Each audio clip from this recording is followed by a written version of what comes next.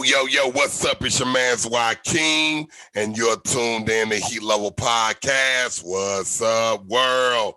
Well, today, man, I am here with Mike Q, right here beside me. What's up? And we are on a Zoom with my dad. He goes by, tell him who you is. Tell him who you is. Big Mike. Oh, my God. Yeah. Tell everybody. Well, so today, man, I don't have my co-host here today, Jay. He has some things come up. So on this episode, we are going to listen to a clip from Tupac that talks about basically black on black crime and, police shootings back when he was alive, which was like 95, 96, where this interview came from. And y'all know how we do it, man. So we are going to be at the situation table on this episode.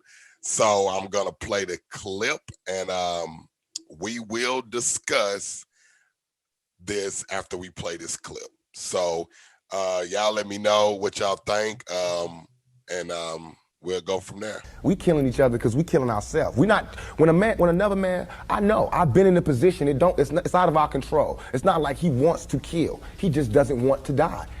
You know what I'm saying? It's that situation when we are living in a war zone. It's not as easy as these people are making us think that we just got some criminal ass black kids with guns. It is not like that. We live in hell. We live in the gutter. We got us stacked up 80 deep in one building.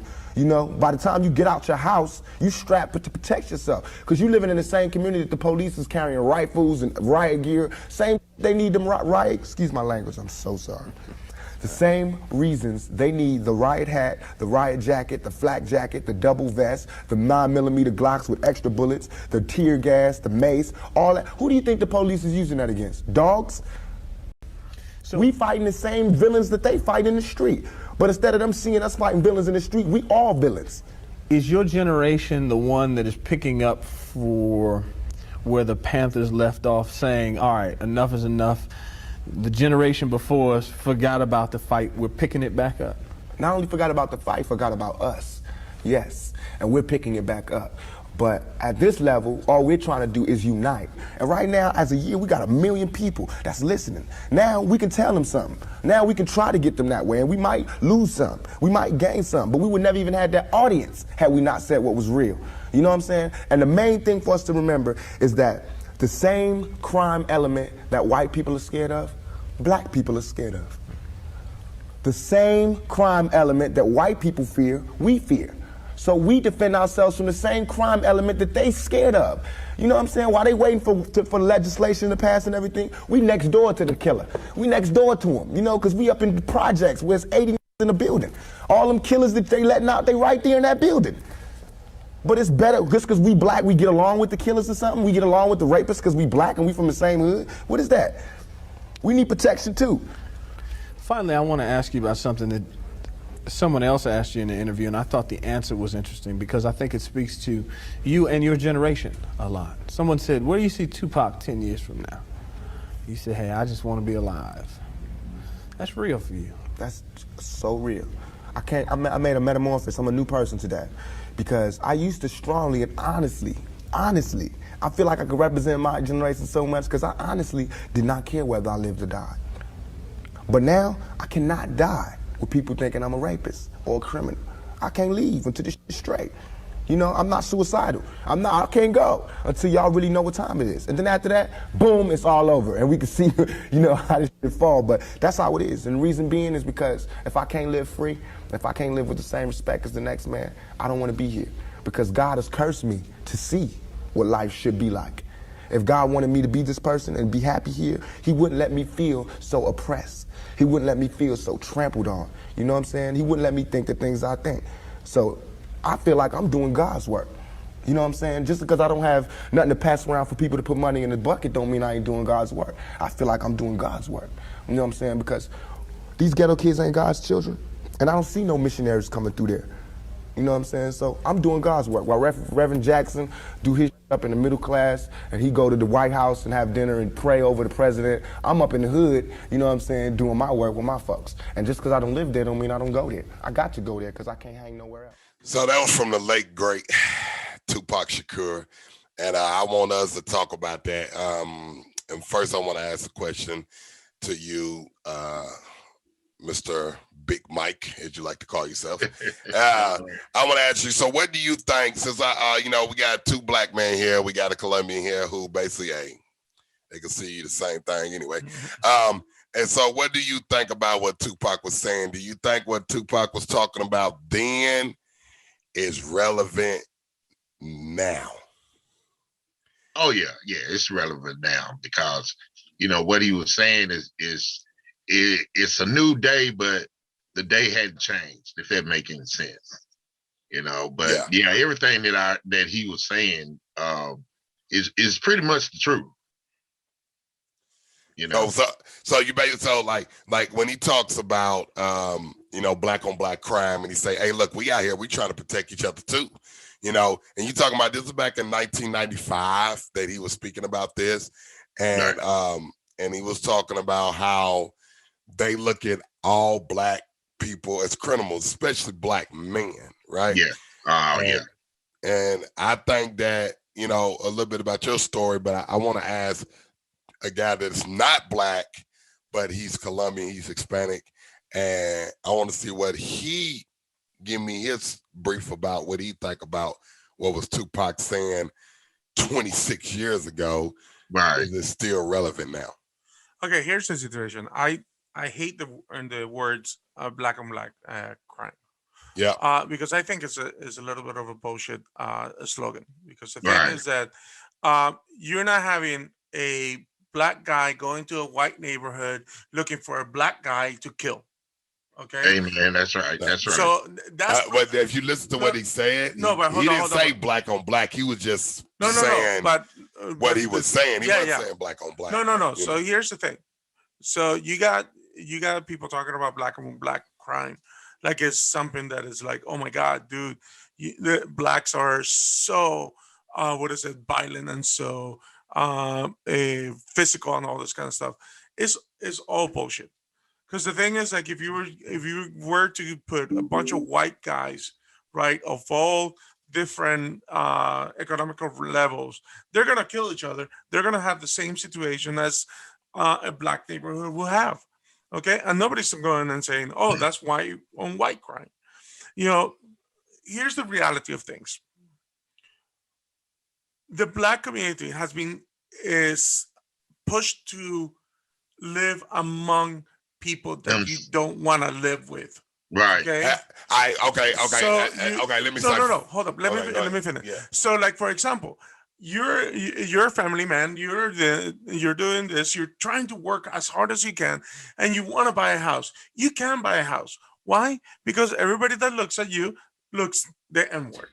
You're an And the thing is, like, so you have to go live in the ghetto or in a neighborhood that is prominent black, and what is it? And you're like, maybe you don't want to live with those with your neighbors. You don't want to live if you go in the ghetto. You don't want to live right next to a whorehouse.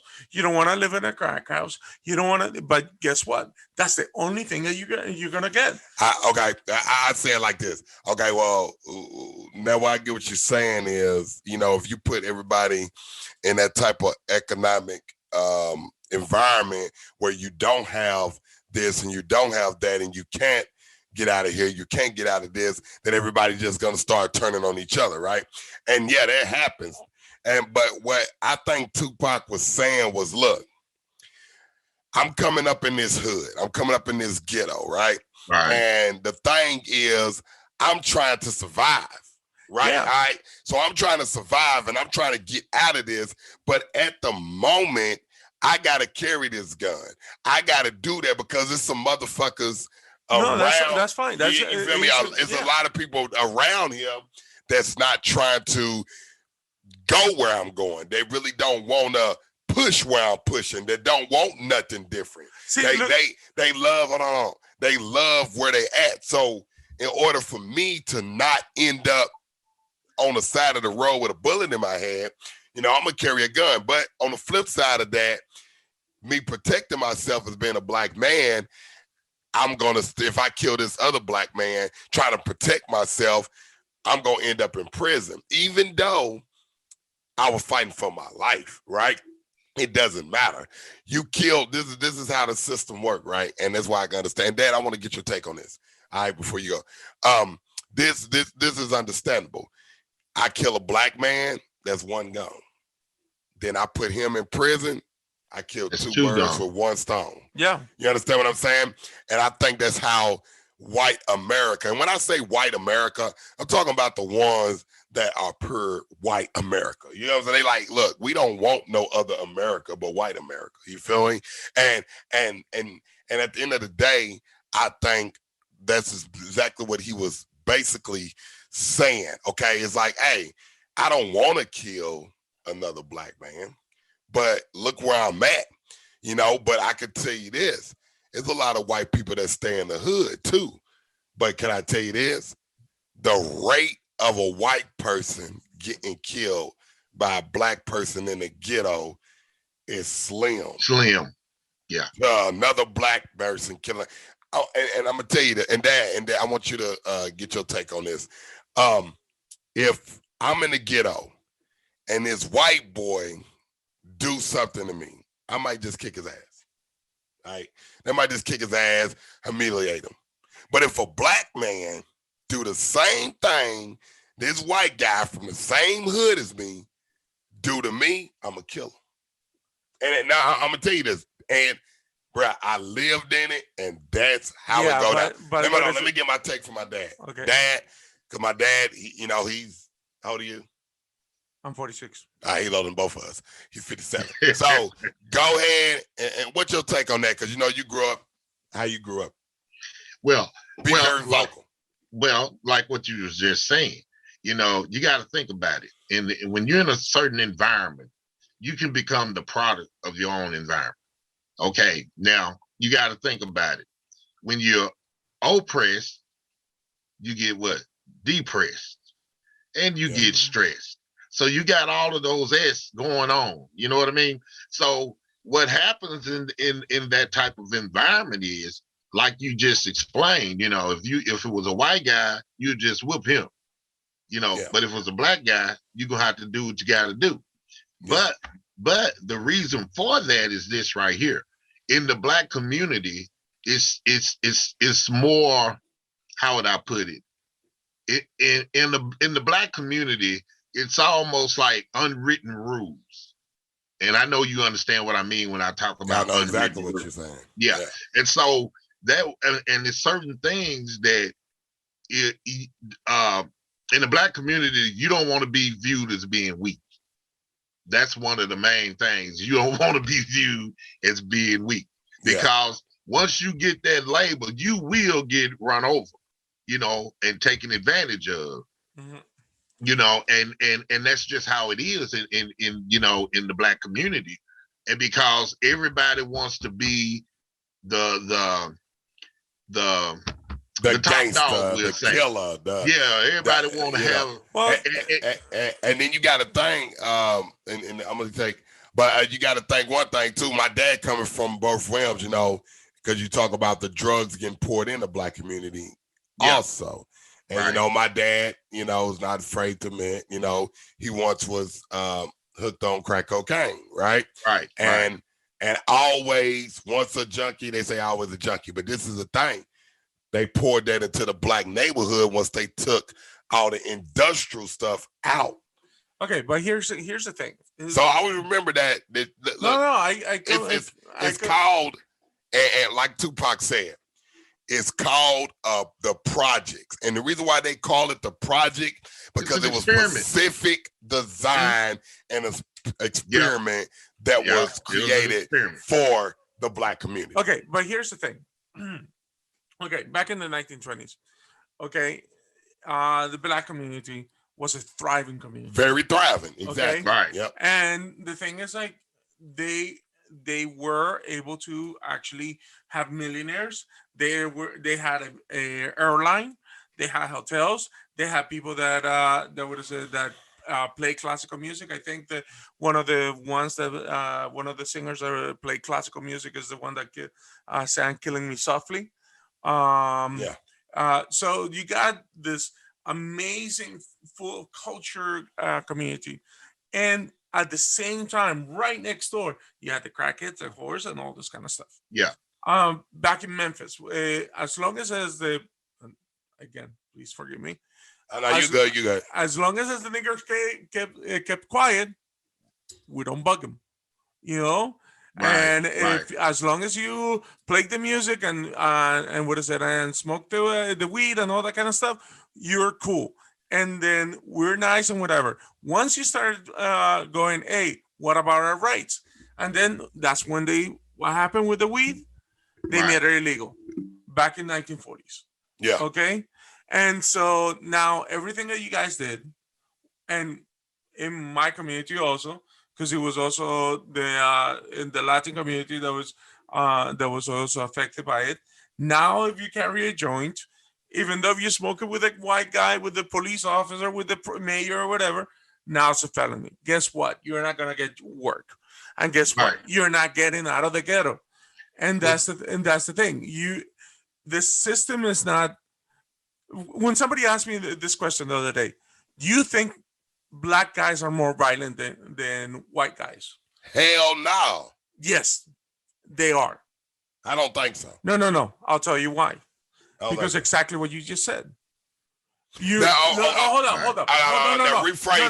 Rephrase No. what you're saying. Let me finish. Because I'm gonna tell you what I mean. No. Let me. Yeah. Let me I want to hear what he's finish. saying. All right, go ahead. Let me finish what I'm going to say. Yeah.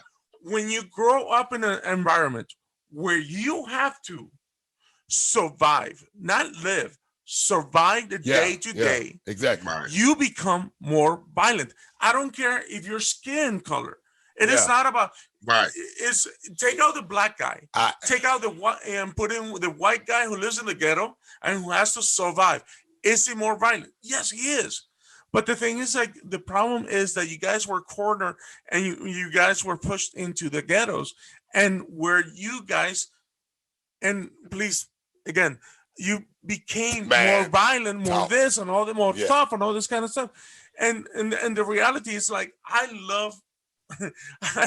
I feel like my Jerry Maguire. I love black people. And And the thing is, like, I feel there's a bar right next to my house. Yeah. It used to be about 3-4 years ago. It was actually full of white people. Yeah. My stepdad, he's white because he's German, German Colombian. He's more white than you could ever imagine. And I walk in. We feel threatened, completely threatened in that white environment. Now, I don't know why. What happened? Now it's a black boy. All right, well, and no. I walk in. No. I walk in, dude. I get hugs. I get kisses. Let me say something. And I feel safe. Let me respond to what he was just saying. Go ahead. Then I respond after you do. Now, when I was younger, you had everybody was in their own little place. Uh-huh. We used to call it across the tracks. You know what I mean? Yeah. And so you knew where you belonged. You know, it wasn't no secret. You knew where you belonged. So it was designed like this. We know where you are at all times. Yeah. We're not going to allow you to move in our area because we're going to redline. You know, no matter how much money you have. And it's still the same way today. It's just got a different face, you know. Yeah. And so when you look at the whole picture, the reason that you was talking about we're more violent, right? It's not that we're more violent. It's all the things that you're consuming. It eats at you. And when it eats at you like that, you have to say, wait a minute, hold up. You got to channel it somewhere. Now, what happens is we channel it, especially if you're younger. Most younger people don't really know how to channel their anger. You know, you can be angry though, you know, like in, you know, when they say anger and sin not, you know what I mean? But sometimes that anger it's like a pressure cooker. When that pressure builds up so much, it can be the smallest thing and you just blow like a time bomb. Okay. because you suppressing so let me, much let me, stuff. let me. Okay, yeah, you right about this. This is what I was saying. Let me tell you what I said when I was saying that. I think white people are more violent. This is why I said that. We might be violent far as individuality. When you say that we, not just killing each other, we quick to go off the handle, we kind of aggressive, we always in defense mode, understandable. Right. But when I say that white people are more violent, this is what I mean by that. They do mass murders in numbers, okay? And this is why I say more violent. Me, as a black man, might kill three people. This black man might kill 4. This black man might kill 1. You kill 1, you get caught, you gone for life. When it comes to a lot of white people, and I'm just gonna say white men specifically, because if you look at the history, they have mass murdered way more people than black people have killed singly. Okay, we'll talk about the guy that shot up the 2 white guys that shot up Columbine. We could talk about the guy Timothy McVeigh that did the bombing. Blew the building. We could talk about the guy went to Sandy Hook. We could talk about the guy that shot up the theater. We could talk about the guy that shot up Louis Cafeteria. We could talk about the guy that shot up McDonald's. We could talk about the guy that went overseas, the white guys, and they chained the doors together and killed all them people in the concert. We can talk about all that. So when I say more violently, I don't think we are expected to be violent, right? When they see a black man or something like that, it's like, oh, he's violent. Okay, he's from this neighborhood. But this is a different about violence, right? What you think is gonna be more deadly? Deadly is gonna be the ones you have no clue about. And that's why I've always said this. I would trust a person coming out of prison with their pants sagging off their ass, with their head turned to the back. And I told you this before I trust a white dude coming to me with a suit and a tie. And I'm gonna tell you, and I'm gonna let you say, I'm gonna tell you, I'm gonna give you 2 people. Okay, I'm gonna give you Bernie Madoff. Okay, all right, I'm gonna give you him, and I can't remember the guy that was over Iran. I can't remember his name. Iran, but I'm gonna give you him. Them 2 people with their suit and tie. Yeah, they're very trustworthy. Yeah. Look what they did. And a lot of white people that do mass murders, guess what? It's these guys that, I never saw that coming. But when it comes to a black man, automatically, if I go up into a McDonald's, and I done did this, brother, and me being a black man, it done happened. Yeah. I go up to a McDonald's and my burger is messed up. They done fucked up my burger. Hey, man, I said no cheese. But if I go in there and I be like, hey, I didn't want cheese on this. Automatic it's like, oh shoot, you'll see people start coming up to the front. Okay. You'll see the manager coming up to, but guess what? When a white guy come in there, and let me tell you, brother, I done seen it. When a white girl come in there, they come in there and they be like, you put cheese on my stuff. Let me talk to the manager. Guess what? Let me talk.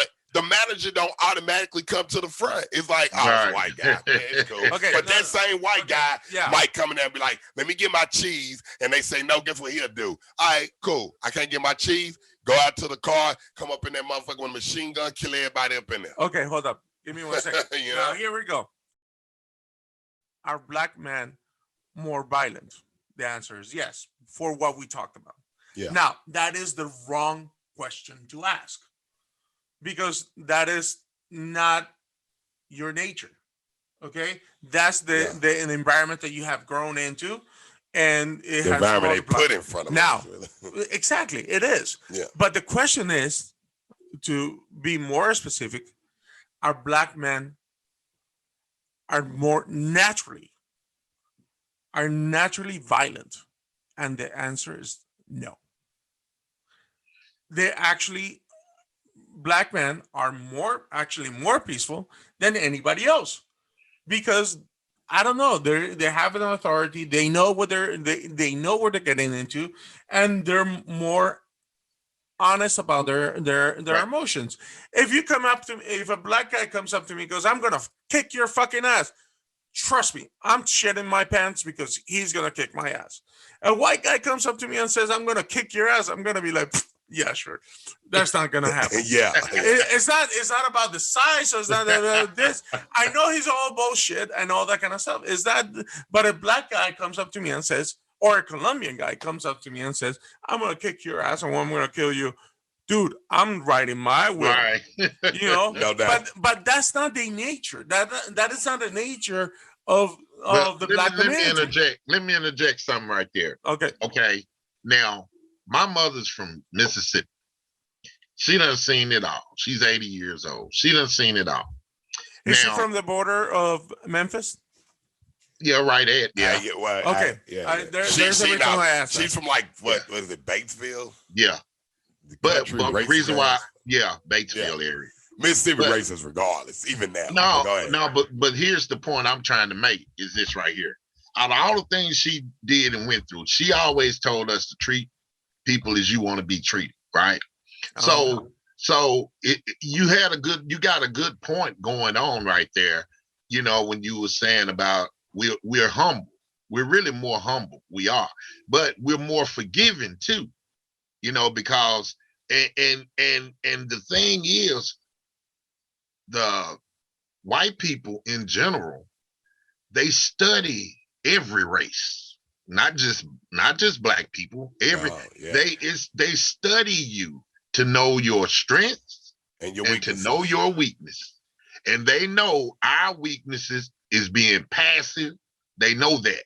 And They you know what? know that Hey, you know what else you they know. know? Our weakness is pride. We're very prideful, and they know that we will get ourselves killed and ourselves shot because we are very prideful, and that is a strength and a weakness at the same time. Yep. I'm gonna tell you why. I was watching a video today, and I wanted to play that on the podcast, but maybe next time. Is they came in and arrested this black man in the mall. I don't know if y'all seen it. They said, "Oh, you drive a black truck?" And he said, "No, I ain't got a black truck." They arrested him anyway and tried to say he was a black man with dreadlocks that jumped out of a black truck. This is my thing. He was not prideful at first. He was like, duh. Then he got to yelling, "No, motherfucker, da-da-da. Y'all got me messed up. I take these cups off me. You'll see what's gonna happen." Da-da-da-da. And he's in the mall, and then this girl's like, "No, baby, calm down." He's like, "No, y'all did this in front of my kids." Da-da-da-da. But what he's not thinking is, and you know, nothing about it was wrong for what they did. But let me tell you what I'm saying is, I was like that too. I had a situation like that about a year ago. You know, my dad, remember, we ain't gonna talk about that, but I'm just saying, now, what if they would have shot me? Like, what if they would have said, "Okay, boom, wow, pile." Yeah. Then they're gonna say, "Well, he was aggressive. He was loud. I thought he was coming towards me." Well, And it's guess like what? My thing is this. If that guy would have just said, "All right, cool, look, sir, I wanted a black truck." You know, if they arrest him, take him outside. He said, "Okay, if y'all gonna arrest me, put me in this car for something I didn't do, I will be suing y'all." All right. They actually uncuffed him right outside because they found out it wasn't him. But all the stuff that he was doing, it could have led to another black man dead. You know what I'm saying? It really could have. Well, I'm gonna tell you what that is. What that is this right here. And that You already feel you being mistreated in society. I mean, just basically in society, period. Yeah. So when someone in authority come and amplifies it, you know what I mean? They amplifies it. And so you get defensive. That's what happens. You get defensive. Yeah. And so, you know, because things like that done happen to me. You know, and I remember a lot of times being out and like going in a store. You're gonna be followed. You know, it's just certain things, and the reason is you got to think. We know how to survive. Yeah. You said a good point earlier. We know how to survive off the bare minimum. I'm talking about bare minimum. Yeah. We know how to survive. Okay, now since we know how to survive. Don't you know everything that was thrown our way, what happened? We always overcame. You know, Yeah, and we're not the only race. There are other races, but yeah. We speaking on, and it is other races, but you know what? We speaking on black people right now. okay, but now what you're saying? But I can say this too. Is when people say, "Hey, y'all always say black this, black this, black this, black this." Well, let me tell you something. The Italians always said Italian this, Italians that. The Asians always said Asian this, Asian that. The Hispanics always said Hispanic this, Hispanic that. You know, everybody fought for what they wanted out of this country, right? Yeah. And what gets me, and I love my people, and you keep hearing this same stuff on Breakfast Club, on these other podcasts, and people are talking. People are talking when Barack Obama was in office, black people were so happy that we didn't ask him for shit. And they've been talking about that now. And they saying that we got Kamala Harris and we got Biden racist ass. I don't care what nobody says. Racist as hell. I don't give a damn. He's racist as fuck. Okay. And everybody come with this. Oh, well, you know, he said he's going to do stuff for black people. You know, remember when he got on the Breakfast Club and said what he said?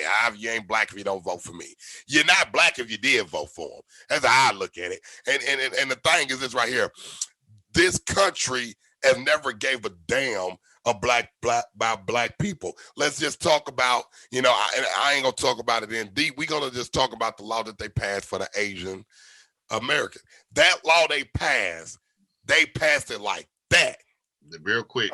No problem, right? But they just won't even pass a law for black people in this country. And the reason why, whether you want to believe it or not, it is what it is. I'm not saying that it's excuses, you know, and I tell people, don't bring up excuses. You can hustle. You can get what you want out of this country as being a black man. This is the difference, okay? And the difference is it's going to be 10 times harder for you to push than it is going to be for this white man. That's what you need to understand. I always tell people this. I don't want to hear excuses. I don't want to hear I can't get a job. I don't want to hear I can't make $1 million. I don't want to hear I can't get this. Because you're right. You're not going to get it that easily. It's not going to happen. Mm-hmm. So you're going to have to be willing. You can get there. You can get there. It's just going to be 10 times harder. Right. And this is what it is. You being Hispanic, you understand what I'm saying. This is what it is. And I try to talk to a lot of black men. I say, look, man, I had doors shut in my face. I had this, I had that. I've been out 3 years. Look, man, this is what you got to understand. Once you recognize it's going to be 10 times harder, you're going to have to put your mind. You're going to have to put your soul, your blood, and you're going to have to fight to get what you want, because this is what's going to happen. Then your counterpart, your white counterpart, going to be like, well, I got it. I got the $100,000 loan. I just filled it out one time and my credit score just like yours. A lot of them really don't understand. They really don't here's get the it. thing. Okay, because you know what? Yeah. They might fill it out one time, and I'm going through that now. Mm-hmm. They might fill it out one time.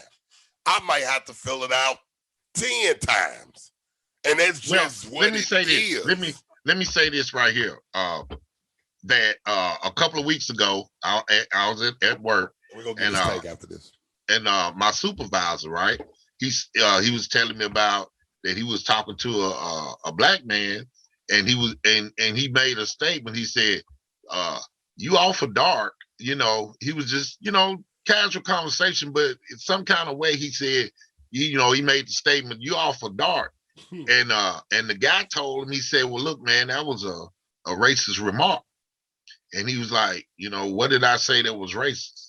And it goes back to certain things in the black community that, like he just said, a lot of times they really don't understand, because if you was dark skinned, you was treated different than if you were light skinned.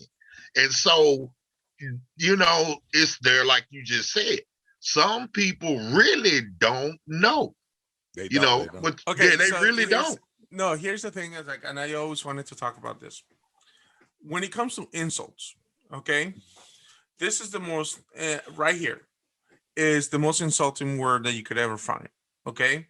and this is like right here, like the most praise you could ever find. Okay, and I always wonder, what's the counterpart to nigger? Mm-hmm. What is it to a white guy? What is Cracker, no hoochie, pale no face. no no no? Give me something. What you mean, like the counterpart, like Yeah, derogatory? like, yeah. What is it? What is the counterpart? That's just what we'll say. If we got mad or something, we'll say No, shit like that. there's nothing. Yeah. No, it ain't nothing far as No, a word, period. Try to find a word that is as offensive as the word nigger to a white guy, a Hispanic I'll be guy. honest with you. We call them hoogies. They don't like it. They don't like that, but they don't get offended. It's like, They're not. If I call you, sir, please Mhm. forgive me. If I call you a nigger, I'm telling you, you're worse than dirt. Right. And if I say to Like a in white the guy, Constitution, you 1/5 of a yeah, person. with 1/5. and actually, if you say that to a white guy, So- you know what he gonna say? I'm not black. Yeah. So Honestly, so what is like it? real So talk. there's, and I mean, and Because they I look think- at you, like you said, as the lowest of the lowest. But the thing is, like, there's not a counterpart on the white culture. It's not a counterpart on the Hispanic culture, because they call us spics. Oh, because we say speak Spanish. That's the only Or they reason. say wetbacks because you. Wetbacks. Yeah. Oh, Whatever. because we crossed the Rio Grande. Yeah, it ain't Right. right. Oh wow, we're wet. Oh dear God, fucking. Oh wow. Yeah. No, but But you know, anytime you put a label and it sticks, it's like this. Anytime I try to downgrade you, it's to make me look better. But in reality, it's not making me look better. no, it's making you worse. Right. But the thing is, like, exactly. my point is that when people, the word nigger, sorry, Right. But stop is- it. We're talking. I nigga. know, but it's just like, trust me, it's just like, I feel very uncomfortable saying it, because the thing is, like, to me, I know how, and this is the point to it, I know how insulting it is, because it's saying Wait that, a minute. Now, like for me, it's not insulting to me. And I'm going to tell you why. The reason it's not insulting to me is because I understand what it means. yeah, but if I tell you, I'm treating you like a you nigger, black nigger. You're nothing you're but a nigger. what is it? Yeah. You're gonna get offended. Exactly. And the Yes, actions it goes any further, okay. like you said. If it goes further, so the thing is, like, when people, and this is the problem that I have when people say, oh, the N-word, because it takes away the sting to it. Okay. Because the thing is, like, let's wrap it up. okay, so when somebody's following you in a store, they're saying you're a nigger. right? If Exactly. a police officer pulls you over and says, get out of your car, put your hands on he's telling you you're a nigger. Right. And all those little things, that is like the things that you're trying to avoid, the things that you're trying to push away, that, I'm not a straight nigger. I'm an educated man. I raised my family. I do this. I don't do drugs. All this kind of stuff. But you're going to push me to be a nigger. And that's where they're going to push you, and they're going to push you, and they're going to push you. Yeah. And that's why people go, that's why black guys go, don't touch me. Don't do this. Don't do that. Don't treat me like a nigger. That is why that's where all the prideful comes in. Hey, you know what? And that's true. And I know sometimes we're very, very, very, very prideful. And I'm gonna be honest with you. I think sometimes we have to swallow our pride to actually save our life. And what I mean by that is, I don't mean get down on your fucking knees and say, well, please don't kill me. That ain't what I'm saying. No. It's a time and place for everything. And you know what I mean? It's a time and place to stand up and fight. And it's a time and place to stand down. Yeah. Okay? And so I think that if a police pull me over and I know they're wrong, I've got the knowledge now, because this is what a lot of black people gotta get. Knowledge. So okay, you pull me over, you put me in the car, I didn't do nothing wrong, you take me to jail, you find out, oh, mistaken identity, cool. Okay, let's play that back. I told him that it wasn't me. He checked everything. He just took me anyway. I gave him no problems. This is what you got to remember. You give them no problems, it make them even madder sometimes. Like, okay, well, cool, I'm going to take you to jail. They want you to get aggressive. And this is my thing. Yeah. So when they say, oh, I'm going to take you to jail, I say, okay, cool. I'll bond out. I'll make sure you got $20,000 bond. That's cool. I'll go to court. You know what I mean? And then once all that is done, and then you can take it to court to sue. Now, I want to say this because we got to go. And I'm gonna ask you a question. Yes or no, and it's really what I need, and we're gonna get to brutally honest. So I want to ask you first, and just a yes or no: is America racist?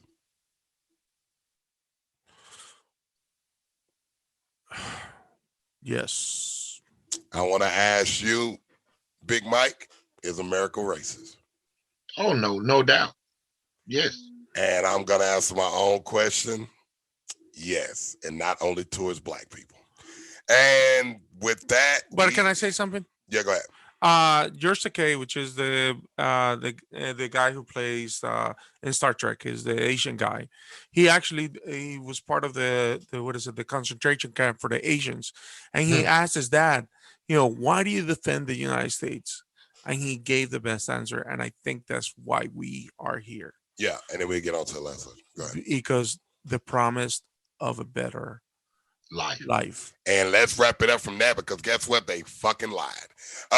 Okay, so we're gonna get to the last segment of the day, and the last appreciate y'all, but the last segment of the day is brutally honest. Basically, I ask y'all a question, and y'all gotta answer it. And if you don't answer the question the way I think you should answer it, and I think you're lying, I will rag your ass. Okay. So the question of the day is, and we're gonna do the first one for our guest today, which is Big Mike, as he like to call himself. Don't know why, but whatever. Who cares? So we're gonna say, have you ever cussed at your mom or your grandmother before? You still see me, right? That's my answer. Not even a slip up, right? Not even a slip up. Okay, Mr. Okay, I know you did, because grandmama will. Yeah. I wouldn't have been born. Exactly. Well, Mike, have you ever cussed? And I woke up 2 days later. No doubt. No, and the funny thing is, like, my brother actually cussed her out one time. Yeah. And my mom grabbed a guitar and like literally put him through the guitar. Oh Lord. So yeah. Okay, look. And my mom is tiny, dude. Seriously. I put it to you like this. Okay, I think my dad knows the answer to this one. I have. Oh yeah, I know. Yes, I have. And I got thrown around, hit with broomsticks and shoes, and I don't know, man. I probably didn't wake up a lot of times. Kick down the stairs and. Well, see, that's the thing. That's the thing that the Hispanics and blacks have alike. Oh yeah, like, yeah. In Latin America, we can have the chancla, which is the flip flop. Yeah, you know? it ain't no. What did you say? Get in the corner. What? No, my mom. What did you say? Matter of fact, you ain't gonna hear. What did you say? Like, no, my mom had the finger. My mom had the.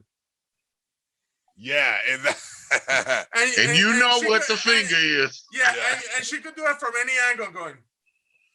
Yeah. And you know your ass was gonna get a whooping once you got home. And you know what? And then you know what? But you know what? I think that for the whoopings we got, or for the whoopings that we didn't get, but most of the time I got plenty of them.